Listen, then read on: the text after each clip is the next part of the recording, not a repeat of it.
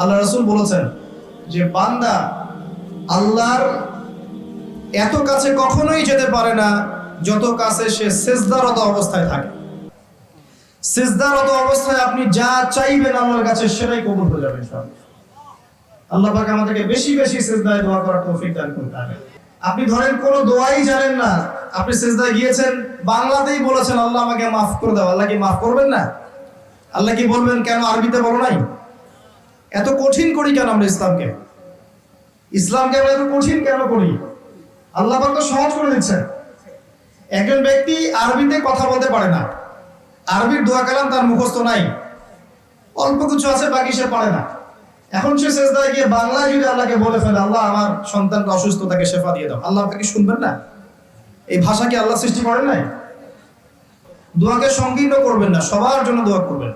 যখন আপনি অন্য মুসলিম ভাইয়ের জন্য দোয়া করবেন তখন আপনার মাথার কাছে একজন ফেরেশতা আসবেন, এসে বলবেন তোমার জন্যও তাই হোক, তুমি যার জন্য দোয়া করছো। সুবহানাল্লাহ। যে আপনি দোয়া করেন যে আল্লাহ আবু তোহা ভাইকে তুমি দীর্ঘনেক হায়াত দিও, তাহলে দেখবেন আপনার মাথার কাছে ফেরেশতা এসে বলবে যে তোমার জন্যও তাই হোক। এটা পলিটিক্স করলাম আপনাদের দোয়া পাওয়ার জন্য, সেই দোয়া করবেন। আমরাও তো বাচ্চাদেরকে অনেক কথা বলি না? বাবা জীবনে বড় হতে হবে, বাবা জীবনে প্রতিষ্ঠিত হতে হবে, বাবা বুড়ো বয়সে আমাকে দেখতে হবে, তাই না? বাবা একটা বাড়ি করতে হবে, একটা গাড়ি করতে হবে, নিজের পায়ে দাঁড়াতে হবে। আমরা বাচ্চাকে কি বলি? এগুলো বলি না? বাবা স্কুলে যেতে হবে, পড়াশোনা করে নিজের পায়ে দাঁড়াতে হবে, এগুলো বলি না? লোকমান আলাইহিস সালামকে আল্লাহ পাক বলেছেন বিজ্ঞ প্রজ্ঞাবান মানুষ, তিনি কি বলছেন? আল্লাহর ওলি তিনি কি বলছেন? তিনি বলছেন ইয়া বুনাই, হে আমার সন্তান, লা তুশরিক বিল্লাহ, তুমি আল্লাহর সাথে শিরক করো না বাবা। ইন্নাশ শিরকা লাযুলমুন আযীম, নিশ্চয়ই শিরক হচ্ছে বড় জুলুম। সন্তানকে কি শেখাবেন?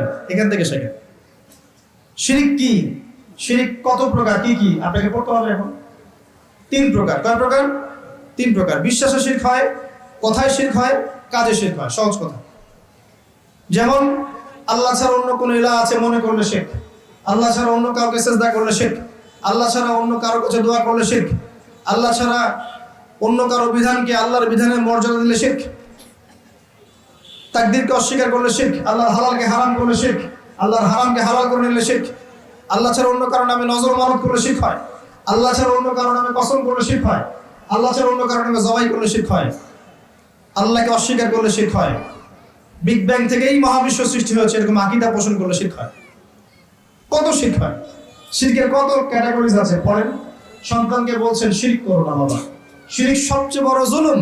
যত জুলুম আছে পৃথিবীতে সবচেয়ে বড় জুলুম শিরক।